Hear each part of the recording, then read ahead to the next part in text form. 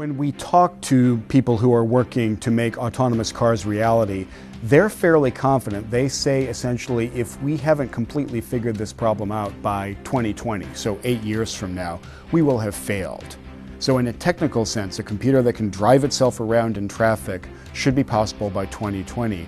I don't think that's going to be a ridiculously expensive car, because the autonomous cars that we see now, and the Google autonomous car that my co-author Eric Brynjolfsson and I got to ride in a while back, this car was using off-the-shelf technologies. It was using commercially available cameras and radar and LiDAR systems, and it's got a lot of computing power on board. I thought it was essentially going to have a supercomputer in the trunk, but the team told me that it was no more than a quad-core desktop PC in the trunk of the car.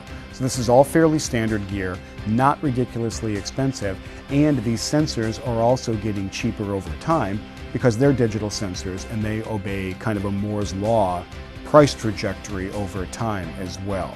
So in the not too long term, it's not going to be technical impediments. I don't think it's going to be cost impediments either. I think the most enduring impediments to things like autonomous cars are really going to be the regulatory and the legal barriers. Do the states really want these things driving around? Are they comfortable enough with it?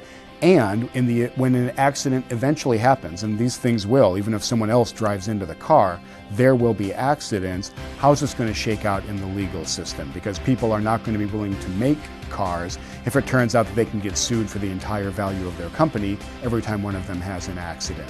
So that landscape is really unclear. The landscape of technical improvement is pretty clear to me, and as I say, the people working on these cars think that inside of 8 years this will be a ready for prime time technology.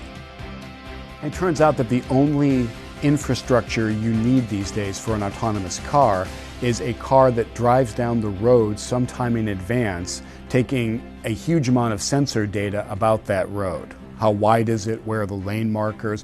Where exactly are the stoplights so that the autonomous car can home in and see if the stoplights are red or green? So right now, the autonomous cars can't drive down a brand new road totally on their own and obey all the rules of the road with no problem. That road has to be pre-mapped. But what we don't need is for that road to be instrumented with any kind of special equipment or special sensors. It's just a good old-fashioned road. The car has a very, very detailed map of what that road looks like.